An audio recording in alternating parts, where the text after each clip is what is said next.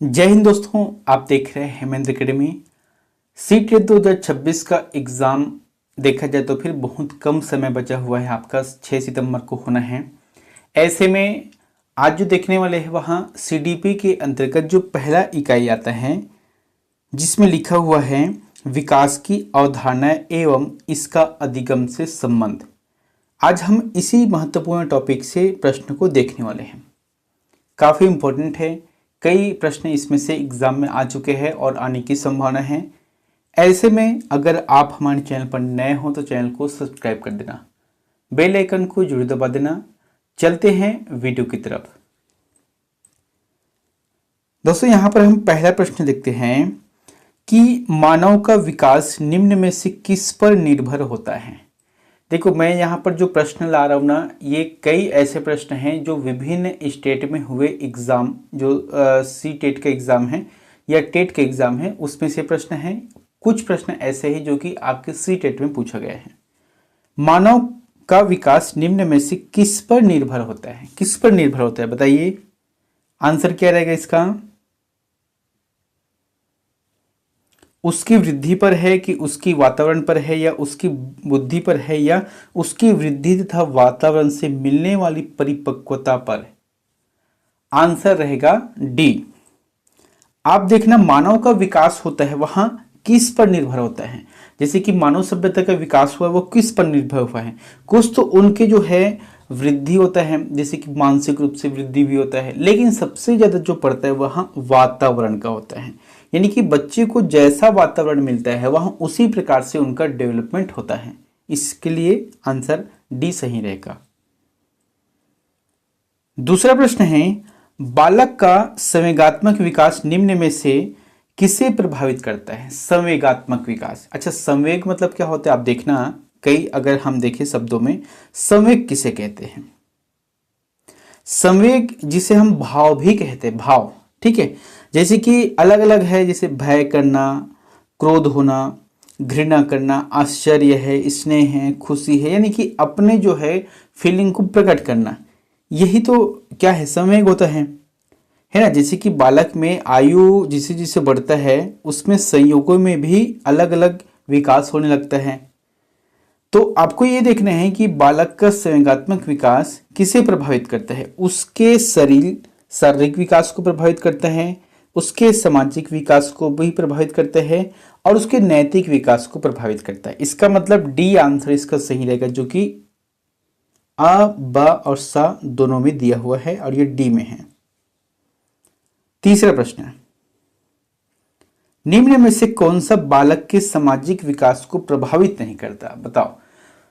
व्यक्ति जो होता है वहां एक सामाजिक प्राणी होता है, यानी कि उनका जन्म से लेकर मृत्यु तक एक समाज के दायरे में रहकर चलता है। तो निम्न में से कौन सा बालक के सामाजिक विकास को प्रभावित नहीं करता? देखो, बुद्धि जो है प्रभावित करता है सामाजिक विकास को, ठीक है। तर्क शक्ति भी प्रभावित करता है सामाजिक विकास को। भाषा का प्रयोग की क्षमता, ये तो होता ही है, सामाजिक विकास में इसका रोल अलग से रहता है।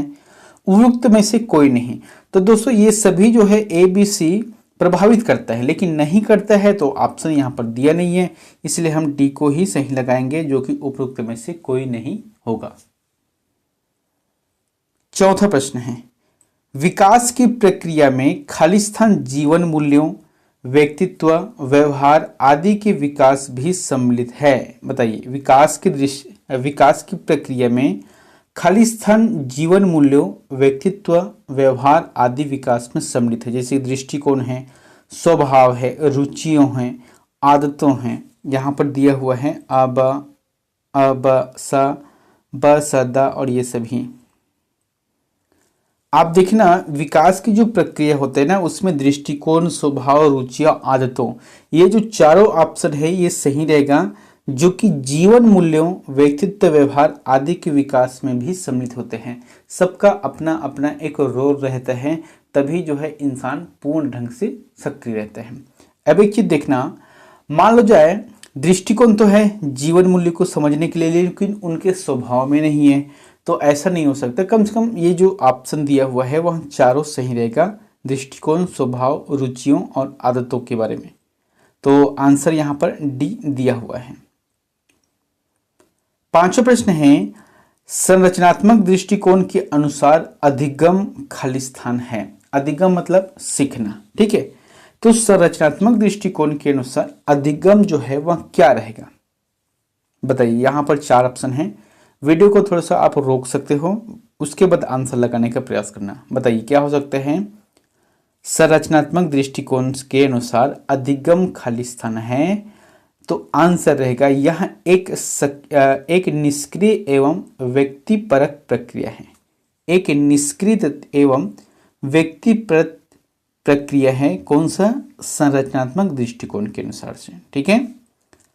7वां प्रश्न है, कथन और कारण दिया हुआ है। ऐसे प्रश्न ना आजकल आपको पैटर्न में देखने को मिल जाएगा।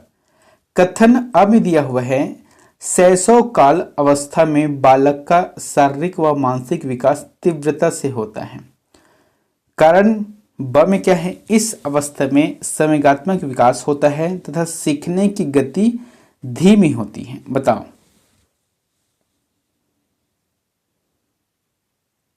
आंसर क्या रहेगा इसका। शैशव काल, सबसे पहली बात देखो, शैशव काल का समय क्या होता है, यह जन्म से 2 वर्ष के बीच को जो समय होता है उसे कहा गया है, ठीक है। अब शैशव काल में अवस्था में बालक का शारीरिक व मानसिक विकास तीव्र ढंग से होता है। तो भाई कि देखो तीव्र ढंग से होता है क्या, बिल्कुल होता है, ठीक है। इसका जो है मानसिक विकास और शारीरिक विकास तीव्र ढंग से होता है। इस अवस्था में संवेगात्मक विकास होता है तथा सीखने की गति धीमी होती है। अच्छा देखो, अभी जस्ट बताया था संवेगात्मक मतलब क्या होता है, भय करना, क्रोध करना, ये सभी आ जाएगा। तो इस अवस्था में संवेगात्मक विकास तथा सीखने की क्षमता की गति तीव्र होती है, एक चीज को याद रखना, ठीक है। और जब नवजात शिशु शैशव काल की ओर अग्रसर होता है तो उसके अंदर प्यार है, स्नेह करना है, ये सभी उसमें बढ़ने लगता है। तो इस दृष्टिकोण से देखा जाए कथन अ और कारण ब दोनों सही हैं, जो कि किसमें है, ए ऑप्शन दिया हुआ है, ठीक है। 7वां प्रश्न है, आप अपनी कक्षा में कुछ छात्रों को चुनकर 6 महीने में उनमें होने वाले विकास की रिपोर्ट तैयार करना चाहते हैं। तो इसके लिए आप निम्न में से क्या चुनेंगे, बताओ आप क्या चुनोगे। भाई आपको देखना है क्लास के अंतर्गत कुछ ऐसे छात्र हैं जिसको चुनना है और 6 महीने तक हमको देखना है कि इसमें क्या विकास होता है और उस विकास का आपको एक रिपोर्ट तैयार करना है। तो कैसे चुनेंगे, प्रत्येक माह उनकी लंबाई माप कर, तो ऐसा नहीं हो सकता, क्योंकि सिर्फ लंबाई, देखो मैंने बताया था ना एक दिन, वृद्धि और विकास, वृद्धि मापा जा सकता है, वजन किया जा सकता है, विकास को नहीं, विकास जो निरंतर बढ़ता है। तो ए ऑप्शन तो नहीं हो सकता। प्रत्येक माह उनका वजन तोलेंगे, ये भी नहीं हो सकता। प्रत्येक माह उनकी रुचियों, आदतों, दृष्टिकोण, स्वभाव, व्यक्तित्व, व्यवहार आदि में होने वाले परिवर्तन की जांच करेंगे, और यही इसका आंसर सही रहेगा, सी नंबर का, ठीक है। 8वां प्रश्न है, कौन सी पाठ्यचर्या सर्वाधिक उपयुक्त होगी। बताओ कौन सी पाठ्यचर्या सर्वाधिक उपयुक्त होगी। क्लास में अगर कुछ पाठ्यक्रम बनता है, पाठ्यचर्या तैयार होता है, तो कैसे तैयार होता है, बालक के सर्वांगीण विकास को देखते हुए होता है, यानी कि बालक के शारीरिक और मानसिक विकास के अंतर संबंध के जो अनुकूल हैं उसी का ही पाठ्यक्रम तैयार होगा ना। अब भाई छोटा सा बालक है 1st क्लास का, अब उसके लिए आप 10 क्लास के पाठ्यक्रम तैयार करोगे तो ऐसा नहीं हो सकता। 5th क्लास के पाठ्यक्रम तैयार करोगे, ऐसा भी नहीं हो सकता। तो वो जो क्लास के बालक है, छोटा क्लास के बालक है, मिडिल क्लास के बालक है, उसके हिसाब से उनके शारीरिक और मानसिक विकास हो, इस अनुकूल से आपको पाठ्यक्रम तैयार करना रहेगा, जो कि बहुत ही ज्यादा उपयुक्त है। तो ए ऑप्शन इसका सही है। 9वां प्रश्न है, सभी बच्चों का स्वस्थ शारीरिक विकास सभी प्रकार के विकास की पहली शर्त है। इसके लिए किन मूल आवश्यकताओं पर ध्यान देने आवश्यक है। बताइए किन मूल आवश्यकताओं पर ध्यान देना आवश्यक है। बच्चे का शारीरिक विकास हो, यानी कि शारीरिक दृष्टिकोण से और मानसिक दृष्टिकोण से। इसके लिए पौष्टिक आहार तो जरूरी है, ठीक है, पौष्टिक आहार जो कि घर का होना चाहिए, बाहर का नहीं, ठीक है, जंक फूड नहीं, तो ये सही रहेगा। शारीरिक व्यायाम भी होना चाहिए, इसके लिए स्कूल में अलग से टाइम भी निर्धारित है, या बच्चे को अपने घर में भी करना चाहिए शारीरिक व्यायाम। मनोवैज्ञानिक और सामाजिक आवश्यकताओं के बारे में भी इनके जरूरत होता है। तो उपरोक्त सभी आंसर सही रहेगा जो कि डी में है। 10वां, शिक्षण की विभिन्न विधियों के प्रयोग के लिए कौन सी अवस्था सर्वाधिक उपयुक्त है? शिक्षण की विभिन्न विधियों के लिए, आप देख रहे हो शिक्षा की विभिन्न विधियों के लिए अगर हम देखें तो सबसे बेहतर होता है शैशव अवस्था नहीं, इसका आंसर रहेगा वहां बाल्यावस्था रहेगा, ठीक है। अब देखना, मैं यहाँ पर शैशव अवस्था बोल दिया था। शैशव अवस्था जन्म से दो वर्ष तक के रहते हैं, तो इस अवस्था में शिक्षण देना उतना उचित नहीं है जितना बाल्यावस्था में है। क्यों? क्योंकि बाल्यावस्था का जो समय का निर्धारण किया गया है वह दो अलग अलग रूप में है। एक तो है पूर्व बाल्यावस्था काल है और एक है उत्तर बाल्यावस्था काल। इस दृष्टिकोण से यही वो काल है जिसमें बच्चों को शिक्षण के अलग अलग विधियों के द्वारा उससे शिक्षित किया जा सकता है, जो कि ए ऑप्शन में है। मानव विकास की किस अवस्था के बाद व्यक्ति परिपक्व हो जाता है? मानव विकास की किस अवस्था के बाद व्यक्ति परिपक्व हो जाता है? तो परिपक्व कब होता है? जब वह पूर्ण हो जाता है, तब जब वह बड़े हो जाता है तब हो जाता है, यानी कि किशोरावस्था। 12 से 18 वर्ष के बीच कहा गया किशोरावस्था। तो इस अवस्था में बच्चे जो है परिपक्व हो जाते हैं, यानी कि अपनी समझ को विकसित कर लेते हैं। वो अपने हित के बारे में सोचना चालू कर देते हैं कि कौन सा कार्य करने से उनके हित में है, कौन सा कार्य करने से उनको नुकसान है। तो ये सभी सही रहेगा, है ना। तो डी ऑप्शन इसका सही है। अधिगम एक खालिस्तान प्रक्रिया है। अधिगम एक खालिस्तान प्रक्रिया है। क्या प्रक्रिया है? सीखना एक खालिस्तान प्रक्रिया है। क्या हो सकता है? जटिल प्रक्रिया है, आधुनिक प्रक्रिया है, सार्वभौमिक प्रक्रिया है, अनुकूल प्रक्रिया है। दोस्तों एक देखो, आधुनिक प्रक्रिया हम इसे नहीं कह सकते, ठीक है। सीखना जो है या अधिगम जो है जटिल प्रक्रिया हो सकता है, सार्वभौमिक प्रक्रिया हो सकता है, अनुकूल प्रक्रिया हो सकता है, लेकिन आधुनिक प्रक्रिया नहीं।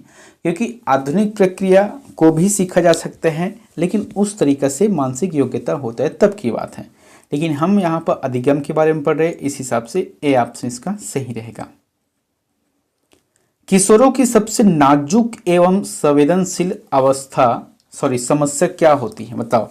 किशोरों की सबसे नाजुक एवं संवेदनशील समस्या, किशोरावस्था का समय जो है 12 से 18 होता है, ठीक है। आप ये देखना, इसी अवस्था के दरमियान में लगभग 13 से 14 में क्या होता है, लड़कियों में प्यूबर्टी स्टार्ट हो जाता है, ठीक है। लड़कों में भी यौन शक्ति बढ़ने लगते हैं, और यही जो है सबसे बड़ी इनकी समस्या है या कमजोरी है, कह सकते हैं। इसके ऑप्शन के हिसाब से यौन संबंधी समस्या, क्योंकि ये नाजुक होते हैं, बच्चे इस चीज के बारे में उतना नहीं जानते और इसी उम्र में वहां सीखते हैं।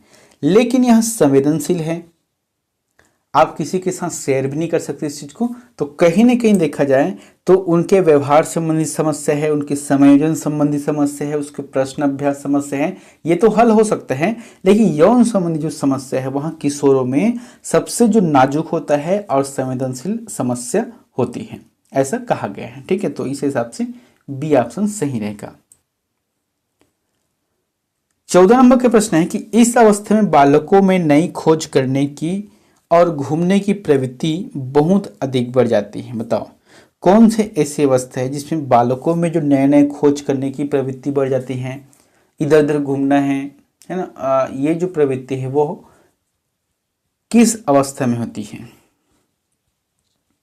बताइए, आंसर क्या रहेगा?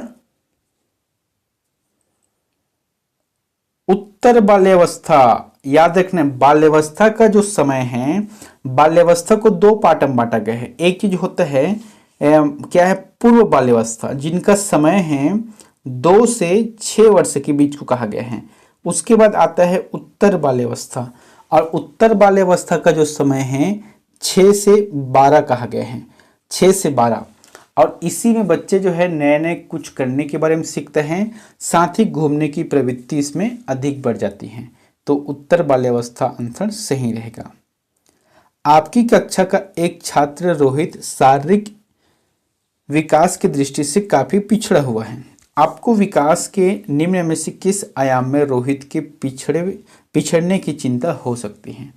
भाई क्लास में बहुत सारे बच्चे हो सकते हैं, लेकिन इसमें कहा क्या गया है कि रोहित नाम के एक व्यक्ति है जो कि शारीरिक दृष्टिकोण से वहां पिछड़े हैं। तो आपको विकास के निम्न में से किस आयाम में रोहित के पिछड़ने की चिंता हो सकती है? बताओ आंसर क्या रहेगा?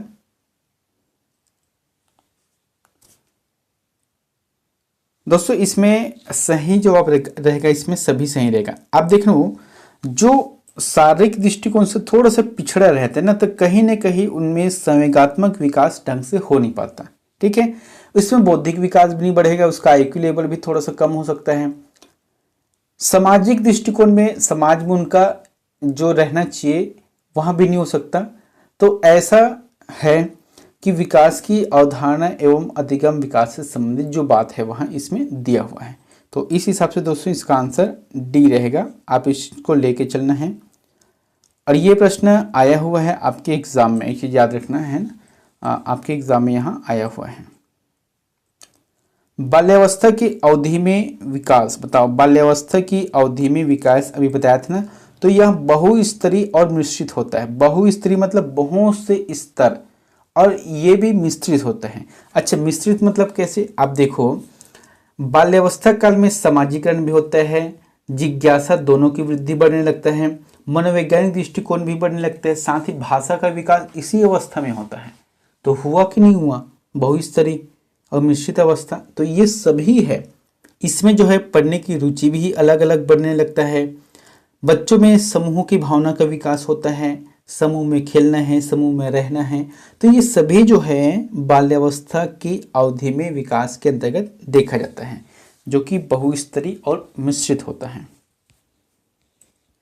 विकास खालिस्तान से खालिस्तान की ओर जाता है या बढ़ता है? बहुत ही सिंपल से है। विकास जो है निम्न से उच्च की तरफ जाता है या सामान्य से विशिष्ट की तरफ, जो कि ऑप्शन में दिया है। भाषा विकास के लिए प्रारंभिक बचपन खालिस्तान काल है। बताओ आपके घर में छोटा सा बालक होगा, उसे देखना वहां 2 साल की अवस्था तक से, है ना, 2 साल की अवस्था तक से उतना ज्यादा नहीं बोल पाता, लेकिन थोड़ा थोड़ा सीखता है। उसके बाद बाल्यावस्था काल में वहां स्पष्ट उच्चारण होता है।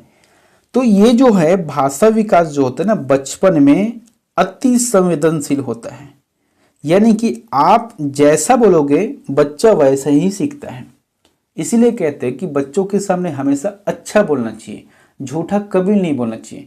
अगर आप बच्चों के सामने किसी को गाली दोगे तो बच्चे उसी को जल्दी पकड़ते हैं। इसलिए भाषा जो है बचपन में अति संवेदनशील होता है। जितना आप अच्छा बोलोगे बच्चा उतना ही अच्छा बोलेगा, वहां सीखेगा। तो फिर सी ऑप्शन सही रहेगा। विकास की गति एक व्यक्ति से दूसरे में भिन्न होती है, किंतु यह एक खालिस्तान नमूने का अनुगमन करती है। बताओ किसका अनुगमन करती है? प्रत्याशित का। अगला, भाषा के विकास के लिए सबसे संवेदनशील समय निम्न में से कौन सा है? बताओ अभी बताया था ना, भाषा का विकास के लिए सबसे संवेदनशील समय जो होता है वहां प्रारंभिक बचपन का समय होता है, क्योंकि इसी समय में बच्चों में जो भाषा का विकास होता है एक बार हो गया तो फिर हो गया, और वहां उसी आधार पे चलते रहते हैं। तो ये जो बचपन का काल है वहां बहुत ही बेहतर होता है।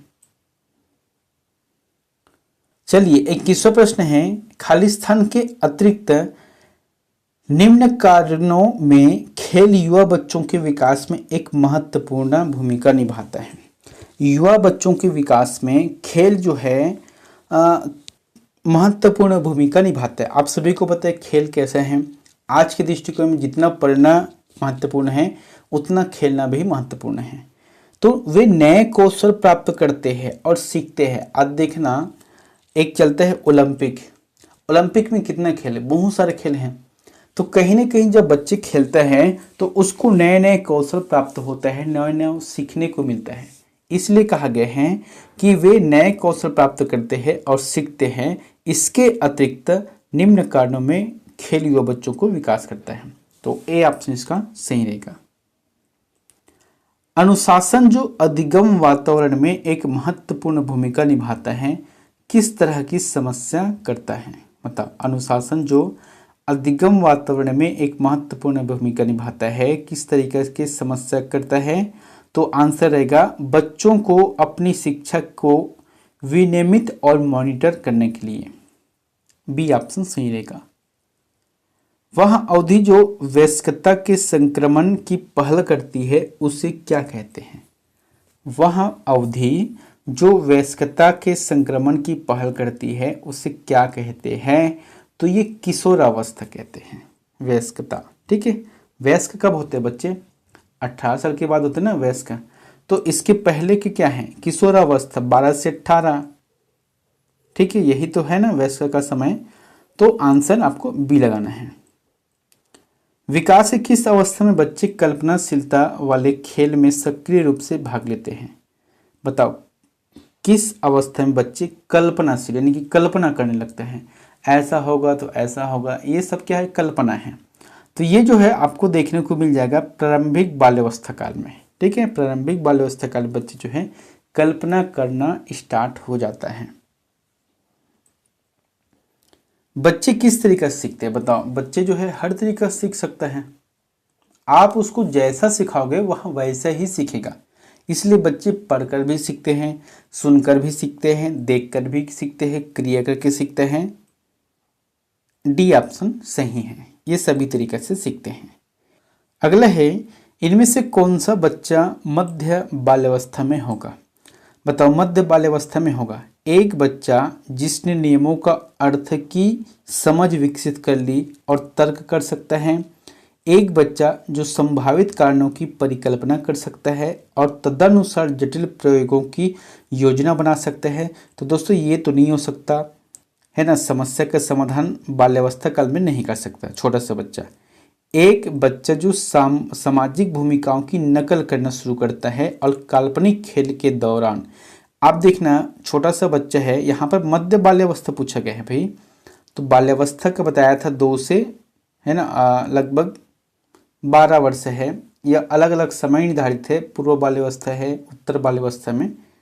तो ये भी नहीं हो सकता क्योंकि ये लोग छोटा सा बच्चा है और सामाजिक भूमिका में अपना दायित्व नहीं निभा सकता। एक बच्चा जो अभी स्थूल कौशल सीखना शुरू किया है, तो ये भी नहीं हो सकता। तो आंसर क्या रहेगा? ए ऑप्शन, यानी कि मध्य बाल्यावस्था में एक बच्चा नियमों के अर्थ को समझने की विकसित करता है और उसमें तर्क कर सकता है। ठीक है, तर्क कर सकता है। वृद्धि की किस अवस्था में बालक अपनी संवेदी इंद्रियों की सहायता से वस्तुओं को समझने की कोशिश करते हैं? वृद्धि की किस अवस्था में? बताओ, वृद्धि की कौन सी अवस्था है जिसमें संवेदी इंद्रियों की सहायता से वस्तुओं को समझने में कोशिश करता है? तो ये आरंभिक बाल्यावस्था काल है। किसमें?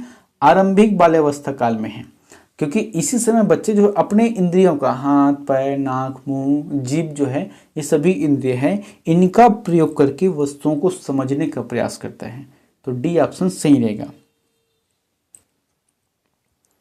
विकास के संदर्भ में निम्न में से कौन सा कथन सही है? बताओ, विकास के संबंध में, विकास केवल बाल्यावस्था के दौरान होता है तो गलत। विकास जो होता है जन्म से मृत्यु तक उपरांत तक चलता है, गलत। विकास बहुआयामी होता है तो ये सही है।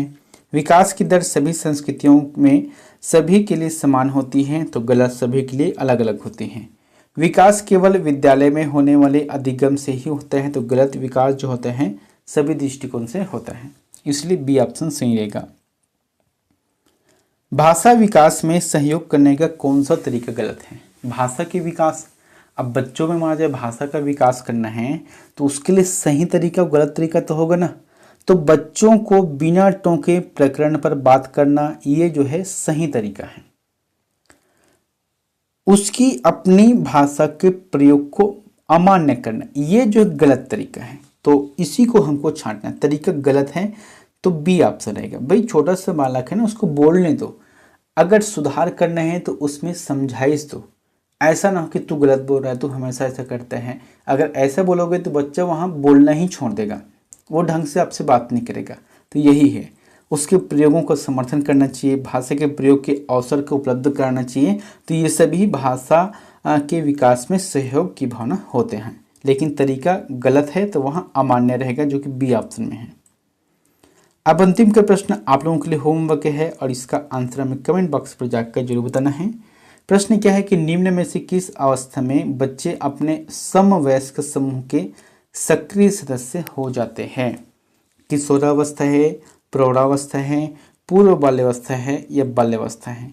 इन चारों में से जो भी आंसर आपको सही लगता है वो हमें प्लीज़ कमेंट बॉक्स पर जाकर जरूर बताएं। मिलते हैं नेक्स्ट वीडियो में एक नई जानकारी के साथ। Thank you.